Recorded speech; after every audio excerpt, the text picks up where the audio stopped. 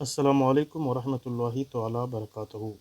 अज़ीज़ तलबा, उम्मीद करते हैं कि आप सब बखैरियत होंगे। आज हम एसएसएलसी सेकंड लैंग्वेज कन्नड़ा का जो अहमी पार्ट है, जिससे आपको 3 मार्क्स मिल सकते हैं, वो है गादे मातुगड़ू। अज़ीज़ तलबा, ये आपके क्वेश्चन पेपर का एक इम्पॉर्टेंट, एक बहुत अहम ही हिस्सा है, जिससे आप बआसानी से 3 मार्क्स गादे मात को लिख कर हासिल कर सकते हैं। अजीज़ तलबा, देखिए यहाँ पर गादी का जो महत्व है, इम्पोर्टेंस है, वो बताया गया है। उसके बाद मिसालों के साथ उसका मीनिंग समझा गया है, उदाहरणों अर्थ विवरण। ये तमाम क्या है, गादी मात है। आप इसको बयान करके एग्ज़ाम में अच्छे से लिख कर आप बआसानी 3 मार्क्स यहाँ पर हासिल कर सकते हैं। तो चलिए तलबा, बिना किसी देरी के देखते हैं। पहला जो है, हक्किಗಳಿಗೆ गूड़ू मक्कಳಿಗೆ ताई। अजीज तलबा, ये जो इम्पोर्टेंट गादिमात है, आप देख सकते हैं, पढ़ सकते हैं। देखिए, गादೆಯ महत्व, यहाँ पर इम्पोर्टेंस ऑफ गादिमात है। ಗಾದೆ ಎನ್ನುವುದು ಹಲವರ ಅನುಭವಗಳ ಮಾತು, ಲೋಕಕ್ಕೆ ಜಾಣನುಡಿ ಎಂದು ಹೇಳಬಹುದು. 100 ಮಾತುಗಳಲ್ಲಿ ಹೇಳುವುದನ್ನು ಒಂದು ವಾಕ್ಯದಲ್ಲಿ ಗಾದೆ ಹೇಳಬಲ್ಲದು. ವೇದ ಸುಳ್ಳಾದರೂ ಗಾದೆ ಸುಳ್ಳಾಗದು ಎಂಬ ಮಾತಿದೆ. ಗಾದೆ ಜಾನಪದ ಸಾಹಿತ್ಯ ಪ್ರಕಾರಗಳಲ್ಲೊಂದು. ಉದಾಹರಣೆಯೊಂದಿಗೆ ಅರ್ಥ ವಿವರಣೆ. ಊರಿಗೆ ರಾಜನಾದರೂ ತಾಯಿಗೆ ಮಾತ್ರ ಮಗ ಎಂಬಂತೆ, ಎಷ್ಟೇ ದೊಡ್ಡ ವ್ಯಕ್ತಿಯಾದರೂ ತಾಯಿಯ ಪ್ರೀತಿಗೆ ವಿದ್ಯೆ, ಸಂಸ್ಕಾರ, ಆರೋಗ್ಯ ಎಲ್ಲವನ್ನು ನೀಡುವವಳು ತಾಯಿ. ತಾಯಿಯೇ ಮೊದಲ ಗುರು, ಮನೆಯೇ ಮೊದಲ ಪಾಠಶಾಲೆ ಎಂಬ ಮಾತೆಯ ಮಹತ್ವ ತಿಳಿಸುತ್ತದೆ. ಆದ್ದರಿಂದಲೇ ತಾಯಿಗಿಂತ ಬಂಧುವಿಲ್ಲ, ಉಪ್ಪಿಗಿಂತ ರುಚಿಯಿಲ್ಲ ಎಂಬ ಮಾತು ಪ್ರಸಿದ್ಧವಾಗಿದೆ. ಹಕ್ಕಿಗಳಿಗೆ ಹೇಗೆ ಗೂಡು ಹೇಗೆ ಅವಶ್ಯಕವೋ ಹಾಗೆ ಮಕ್ಕಳಿಗೆ ತಾಯಿಯೇ ಆರೈಕೆ, ಹಾರೈಕೆ, ಅಂತ್ಯ ಅವಶ್ಯವಾಗಿದೆ. ಒಟ್ಟಾರೆಯಾಗಿ ಯಾವುದೇ ಜೀವಿಗೂ ಹೆತ್ತ ತಾಯಿಗಿಂತ ಮತ್ತೊಬ್ಬ ಮಹಾಬಂಧು ಜಗತ್ತಿನಲ್ಲೇ ಇಲ್ಲ ಎಂಬುದನ್ನು ಈ ಗಾದೆ ಮಾತುಗಳ अर्थाईಸುತ್ತದೆ। ये यहाँ पर माँ की एक अहमियत के बारे में बता चुका है। एक इंसान मिसालों के तौर पर बता रहा है कि इंसान कितना भी बड़ा शख्स हो दे, अपने ओहदे में, रुतबे में, उम्र में, लेकिन एक माँ के सामने वो तमाम ओहदे क्या है, खाली हैं। माँ वो तमाम ओहदों को ना देखते हुए माँ अपने बेटे को सिर्फ एक बेटा ही मानती है, चाहे हालत में अच्छी तरह भी हो, चाहे हालत में बुरी तरह भी हो। माँ अपने बेटे को बच्चा ही नज़र आता है। माँ की प्यार के सामने, माँ की ममता के सामने कुछ भी ओहदा, रुतबा, धन दौलत कुछ भी क्या है, नज़र नहीं आएंगे।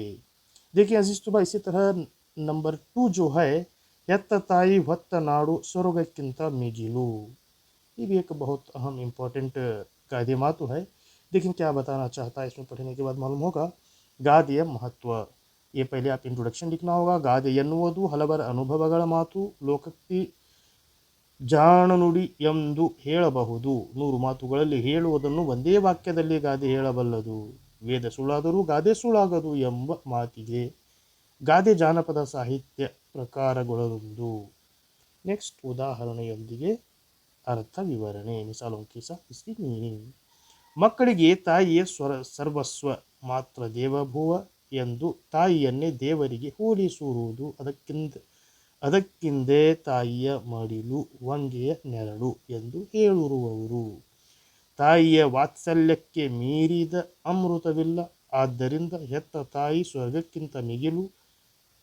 ತಾಯಿ ತಮ್ಮನ್ನು ತನ್ನ ಗರ್ಭದಲ್ಲಿಟ್ಟುಕೊಂಡು ಪೋಷಿಸಿದರೆ, ಹೊತ್ತ ನಾಡು ನಮ್ಮನ್ನು ಜೀವನ ಪೂರ್ತಿ ತನ್ನ ಮಡಿಲಿನಲ್ಲಿಟ್ಟುಕೊಂಡು ಪೋಷಿಸುತ್ತದೆ. ಹೆತ್ತ ತಾಯಿಯ ಮಡಿಲಿನಲ್ಲಿ ದೊರಕುವ ಸುಖಕ್ಕೆ ಸಮನಾದ ಸುಖ ಬೇರೊಂದಿಲ್ಲ. ಅದೇ ರೀತಿ ಜನ್ಮಭೂಮಿಯ ಸಂಬಂಧವೂ ಸಹ ಬಿಡಿಸಲಾಗದಂತಹದು. ನಮ್ಮ ನಾಡಿನಲ್ಲಿ ನಮಗೆ ದೊರೆಯುವ ಆನಂದ ಮತ್ತೆಲ್ಲೂ ದೊರೆಯಲು ಸಾಧ್ಯವಿಲ್ಲ. ಆದ್ದರಿಂದ ಜೀವನ ನೀಡಿದ ಮತ್ತು ಜೀವಿಸಲು ಅವಕಾಶ ನೀಡಿದ ಈ ಮಾತೆಯರನ್ನು ಮರೆಯಬಾರದು ಎಂದು ಈ ಗಾದೆಯ अर्थवाಗಿದೆ। एक जो माँ है, हमारी जो असल माँ है, जो हमें इस दुनिया में लाई है, हमें इस दुनिया की पहचान कराई है, ये 9 महीने अपने कोख में रख कर हमें जो इस दुनिया में लाई है, एक वो माँ है। और एक दूसरी माँ जो हमें इस देश में, इस रियासत में हमें रहने के लिए, बसने के लिए, खाने पीने के लिए जो सहूलियत मुहैया की हैं, तो ये दोनों माँ को क्या है कंपेयर कर कर यहाँ पर क्या है बताना चाहता है कि इन दोनों का हम कभी भी जो है एहसान भुला नहीं सकते। एक वो माँ है जो 9 माह तक अपने कोख में रखकर हमें जन्म देती है, और एक वो माँ है जो हमें इस रियासत में, इस मुल्क में, इस ज़मीन पर रहकर हमें जीने के लिए एक सहारा बनी हुई है। अजीज तुलबा, लेकिन इसी तरह और एक कोटि विद्याಗಳಲ್ಲಿ ಮೇಟಿ विद्ये ಮೇಲು। देखें ये भी एक बहुत ही इम्पोर्टेंट गादे मात है, बहुत ही इम्पोर्टेंट एक हर एग्ज़ाम में पूछी जाने वाली एक गादे मात है। देखें इसका अहमियत क्या है। ಗಾದೆ ಎನ್ನುವುದು ಹಲವರ ಅನುಭವಗಳ ಮಾತು, ಲೋಕಕ್ಕೆ ಜಾಣನುಡಿ ಎಂದು ಹೇಳಬಹುದು. 100 ಮಾತುಗಳಲ್ಲಿ ಹೇಳುವುದನ್ನು ಒಂದು ವಾಕ್ಯದಲ್ಲಿ ಗಾದೆ ಹೇಳಬಲ್ಲದು. ವೇದ ಸುಳ್ಳಾದರೂ ಗಾದೆ ಸುಳ್ಳಾಗದು ಎಂಬ ಮಾತಿದೆ. ಗಾದೆ ಜಾನಪದ ಸಾಹಿತ್ಯ ಪ್ರಕಾರಗಳಲ್ಲೊಂದು. ಉದಾಹರಣೆಯೊಂದಿಗೆ ಅರ್ಥ ವಿವರಣೆ. ಈ ಗಾದೆಗಳಲ್ಲಿ ವ್ಯವಸಾಯದ ಮಹತ್ವವನ್ನು ತಿಳಿಸಿದೆ. ನಾನಾ ಜನ ನಾನಾ ವಿದ್ಯೆಗಳನ್ನು ಕಲಿಯುತ್ತಾರೆ ಮತ್ತು ಜೀವನೋಪಾಯಕ್ಕೆ ನಾನಾ ಉದ್ಯೋಗಗಳನ್ನು ಹಿಡಿಯುತ್ತಾರೆ. ಲೋಕದ ಹಲವು ವಿದ್ಯೆಗಳಲ್ಲಿ ಮೇಟಿ ಬೇಸಾಯ ವ್ಯವಸಾಯ ವಿದ್ಯೆಯೂ ಒಂದು. ರೈತ ಬೆಳೆಯದಿದ್ದರೆ ಸಮಾಜದ ಇತರೆ ಕಸುಬು ಮಾಡುವ ಜನರು ಉಪವಾಸ ಸಾಯಬೇಕಾಗುತ್ತದೆ. ದುಡ್ಡು ತಿನ್ನಲು ಬರುವುದಿಲ್ಲ. ದುಡ್ಡಿಗೆ ಕೊಳ್ಳುವ ಶಕ್ತಿ ಇರುವುದಾದರೂ ಕೊಳ್ಳಲು ಧಾನ್ಯವೇ ಇಲ್ಲದಿದ್ದರೆ ಗತಿ ಏನು? ಹಾಗೆಯೇ ಇಲ್ಲಿ ಬೇಸಾಯದ ಮಹತ್ವವನ್ನು ಹೇಳಲಾಗಿದೆ. ಆಹಾರ ಕೊಡುವ ಮೇಟೆ ವಿದ್ಯೆ ಶ್ರೇಷ್ಠ ವಿದ್ಯೆಯೇ ಆಗಿದೆ. ಬೆಳೆದರೆ ಹಾಡಿಕೊಂಡು ಉಣ್ಣಬಹುದು ಅಲ್ಲವೇ? ಮೇಟಿ ವಿದ್ಯೆ ಸ್ವತಂತ್ರವಾಗಿದೆ. ಮೇಟಿ ಎಂದರೆ ಎಂಬ ಪದದ ಅರ್ಥ ಹುಲ್ಲು ತುಳಿಸುವ ಕಣದಲ್ಲಿರುವ ಮೇಟಿ ಎಂದು. ಮೇಟಿಯನ್ನು ಕಣದ ಮಧ್ಯಭಾಗದಲ್ಲಿ ನೆಟ್ಟಿರುತ್ತಾರೆ. ಮೇಟಿಯೇ ಸುತ್ತಲೂ ಹಗ್ಗದಿಂದ ಕಟ್ಟಿದ ದನಗಳನ್ನು ತಿರುಗಿಸುತ್ತಾರೆ. ಈ ರೀತಿ ದನಗಳ ಕಾಲ್ತುಳಿತಕ್ಕೆ ಸಿಕ್ಕಿದ ಜೋಳ, ರಾಗಿ, ತೇನೆಯಲ್ಲಿರುವ ಕಾಳುಗಳು ಪಥ್ಯಕ್ಕೆ ಉಳುತ್ತದೆ. ರೈತ ಕಷ್ಟಪಟ್ಟು ಸ್ವತಂತ್ರವಾಗಿ ದುಡಿದು ಬೆಳೆ ತೆಗೆದು ಲೋಕಕ್ಕೆ ಉಪಕಾರಿಯಾಗುತ್ತಾನೆ. ಕೃಷಿಯಲ್ಲಿ ಎಲ್ಲಿದೆ ನಾವು ಬಾಳು ಸಾಗಿಸಲು ಆಗದು.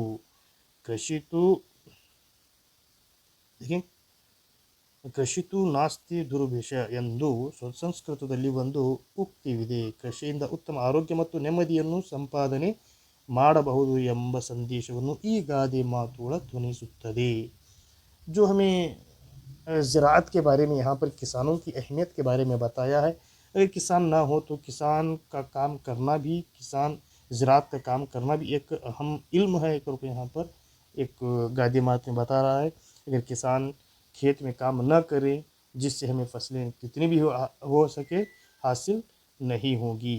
वो फसलें हासिल नहीं हुई तो हमें कुछ खाने के लिए नहीं मिल सकता। इसलिए कि खाने के लिए, ज़िंदगी जीने के लिए हम तमामों को सबसे पहले जो है खाना बहुत इम्पोर्टेंट है। जीने के लिए, ज़िंदा रहने के लिए खाना, ग़िज़ा की अहमियत बहुत इम्पोर्टेंट है। नेक्स्ट, पेन्नನ್ನು खड्गಕ್ಕಿಂತ ಹರಿತ। यहाँ पर जो है एक कलम की मिसाल देकर एक गादी मात दिया गया है। कलम जो है तलवार से बेहतर है। देखें गादिಗಳ ಮಹತ್ವ। ಗಾದೆ ಎನ್ನುವುದು ಹಲವರ ಅನುಭವಗಳ ಮಾತು, ಲೋಕೋಕ್ತಿ ಜಾಣನುಡಿ ಎಂದು ಹೇಳಬಹುದು. 100 ಮಾತುಗಳಲ್ಲಿ ಹೇಳುವುದನ್ನು ಒಂದು ವಾಕ್ಯದಲ್ಲಿ ಗಾದೆ ಹೇಳಬಲ್ಲದು. ವೇದ ಸುಳ್ಳಾದರೂ ಗಾದೆ ಸುಳ್ಳಾಗದು ಎಂಬ ಮಾತಿದೆ. ಗಾದೆ ಜಾನಪದ ಸಾಹಿತ್ಯ ಪ್ರಕಾರಗಳಲ್ಲೊಂದು. ಉದಾಹರಣೆಯೊಂದಿಗೆ ಅರ್ಥ ವಿವರಣೆ. ಖಡ್ಗದಿಂದ ಸಾಧಿಸಲು ಸಾಧ್ಯವಾಗದ್ದನ್ನು ಪೆನ್ನಿನ ಮೂಲಕ ಸಾಧಿಸಬಹುದು. ಅಂದರೆ ಬರವಣಿಗೆ ಅಷ್ಟೊಂದು ಪರಿಣಾಮಕಾರಿಯಾದುದು.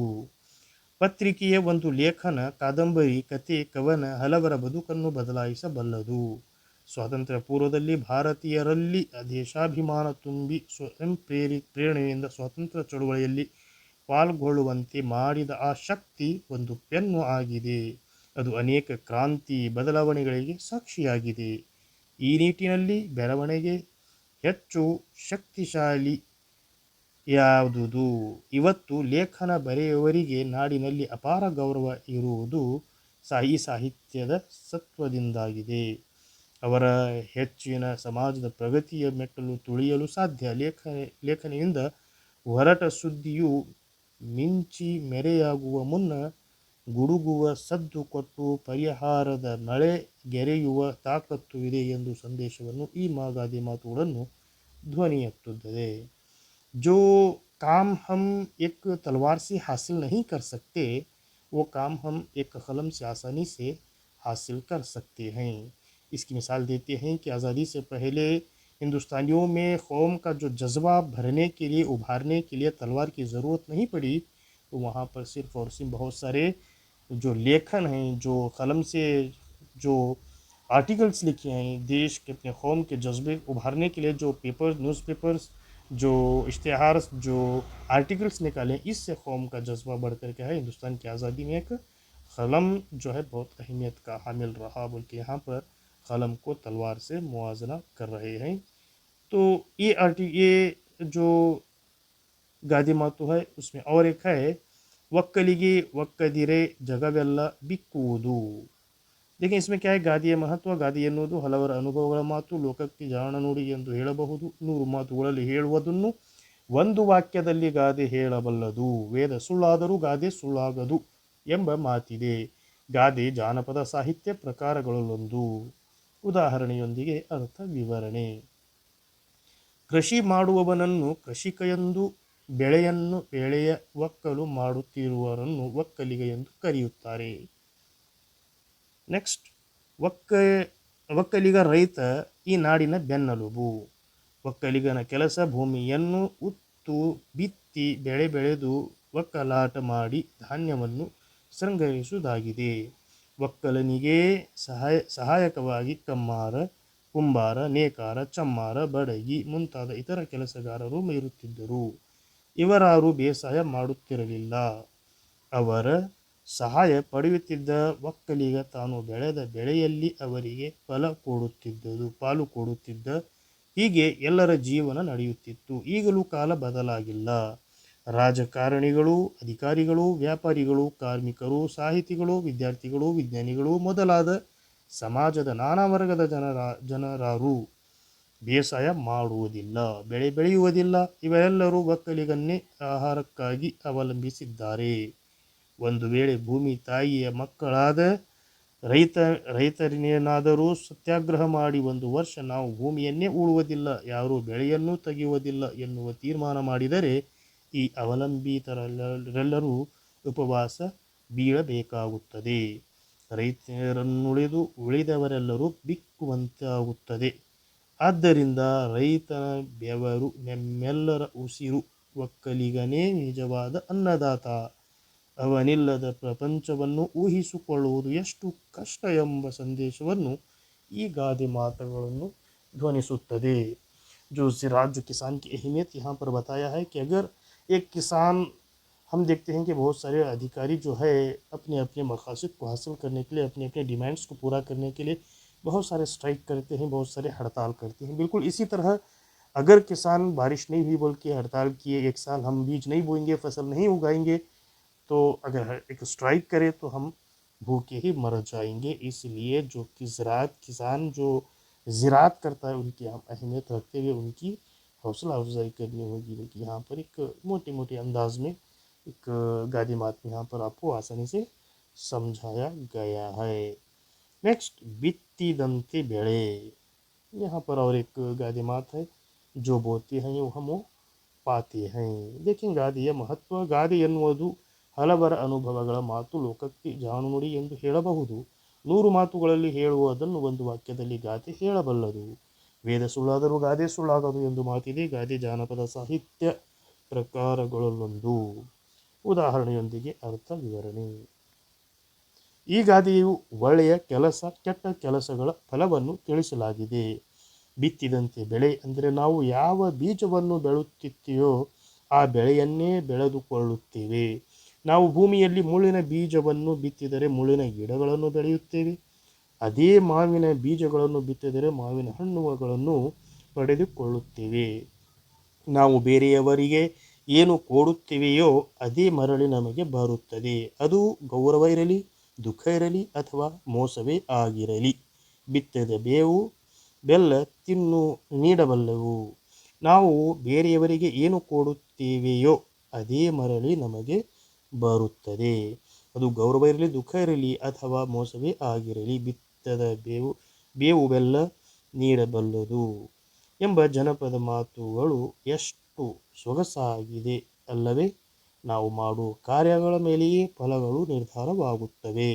ಆದ್ದರಿಂದ ಒಳ್ಳೆಯ ಕೆಲಸಗಳನ್ನು ಮಾಡಿ ಒಳ್ಳೆಯ ಫಲಗಳನ್ನು ಪಡೆಯಬೇಕೆಂಬುದು ಈ ಗಾದೆಯ ಆಶಯವಾಗಿದೆ. अजीज तलबा, हम जो बोते हैं उसी को हासिल करते हैं. अगर हम ज़मीन पर एक जो कांटेदार दरख्त का बीज बोते हैं तो हम वो बीज से एक कांटेदार दरख्त हासिल कर सकते हैं.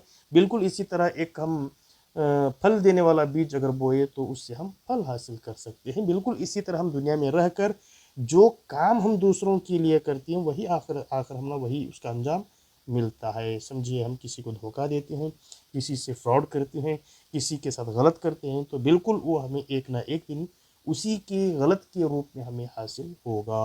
इसीलिए हम दुनिया में जब तक रहते हैं बेहतर और मुनासिब है सबके साथ अच्छे से रहें, बेहतर रहें, मुस्कुराते रहें, खुश रहें. और खुश रहने का उनको भी क्या है, एक मौका दें. ऐसा नहीं कि हसद बुग़्ज़ कीना ये जो है इंसान के लिए इंसान का सुकून खाते हैं.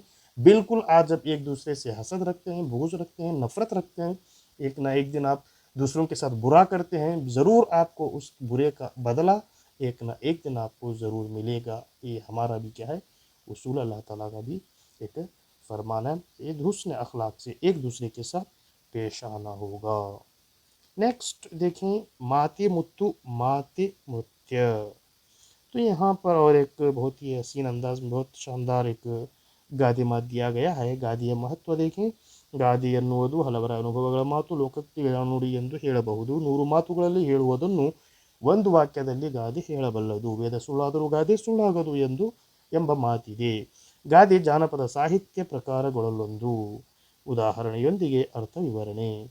ಮುತ್ತು ಆಕರ್ಷಕವಾದ, ತುಂಬ ಬೆಲೆಯುಳ್ಳ ಹಾಗೂ ಮನಸ್ಸಿಗೆ ಮುದವನ್ನುಂಟು ಮಾಡುವ ವಸ್ತುವಾಗಿದೆ. ಅಂತೆಯೇ ನಮ್ಮ ಮಾತು ಆಕರ್ಷಕವಾಗಿರಬೇಕು, ಮೌಲ್ಯಯುತವಾಗಿರಬೇಕು, ಕೇಳುವರಿಗೆ ಆನಂದನುಂಟು ಮಾಡಬೇಕು.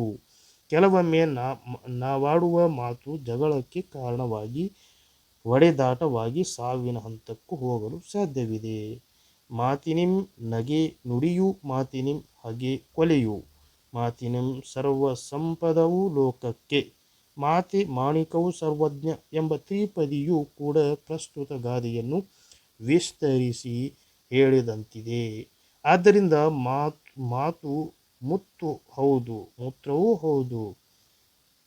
ಮಾತು ಬೆಳ್ಳಿ, ಮೌನ ಬಂಗಾರ. ಮಾತು ಆಡಿದರೆ ಹೋಯಿತು, ಮುತ್ತು ಹೊಡೆದರೆ ಹೋಯಿತು ಎಂಬ ಗಾದೆಗಳು ಕೂಡ ಮೇಲಿನ ಗಾದೆಯ ಅರ್ಥವನ್ನು ಸಮರ್ಥಿಸುತ್ತವೆ. ಮಾತು ತುಂಬ ಮೌಲ್ಯಯುತವಾದುದು, ಅದನ್ನು ಬಹು ಎಚ್ಚರಿಕೆಯಿಂದ ಬಳಸಿ ವ್ಯವಹರಿಸಬೇಕೆಂದೇ ಈ ಗಾದೆಯ अर्थ. अजीज़ तलबा, ये जो है बात जो हम करते हैं उसी से हम दुनिया दिल जीत भी सकते हैं और दिल गंवा भी, दिल तोड़ भी सकते हैं. इसलिए हम जो एक हीरे के माने जितना इम्पोर्टेंट हमारे लिए एक हीरा है, उसी के माने हमारे बात होने चाहिए, हमारे अल्फाज होने चाहिए. हमारी ज़ुबान से जो अल्फाज निकलते हैं, जो बात निकलते हैं वो दूसरों को खुशी देने वाले हों, दूसरों को सुकून देने वाले हों, दूसरों को हिम्मत देने वाले हों, दूसरों की हौसला अफजाई करने के एक अल्फाज हमारी ज़ुबान पर होने चाहिए. इसलिए कि दिल ज़ुबान ही से हम दुनिया जीत सकते हैं और ज़ुबान ही से हम दुनिया हार भी सकते हैं. बिल्कुल इसी तरह से तलबा देखें, बहुत आसान ज़ुबान में यहाँ पर क्या है गादे मातू आपको दिए गए हैं. आप पढ़ लीजिए, देख लीजिए, याद कर लीजिए. आपको इससे बिल्कुल 3 मार्क्स हासिल होने वाले हैं. बहुत इंपॉर्टेंट है आपके लिए, आप पढ़ लीजिए. इसी तरह हमारे पिछले वीडियोस को आप देखना चाहते हैं तो हमारी कन्नड़ा सेकंड लैंग्वेज SSLC का प्लेलिस्ट बनाया हुआ है, जिसमें बहुत सारे लेसन्स चैप्टर्स के क्वेश्चन आंसर, प्रीवियस ईयर से क्वेश्चन आंसर हों या फिर सवालाती पर्चात हल किए हो या फिर पोएम और लेसन्स का एक्सप्लेनेशन आप हमारे प्लेलिस्ट में देख सकते हैं. बिल्कुल अजीज़ तलबा, चलिए अगले वीडियो में मिलते हैं. तब तक के लिए आप हमारे साथ बने रहें. अल्लाह हाफिज़. अस्सलामु अलैकुम व रहमतुल्लाहि तआला बरकातहू.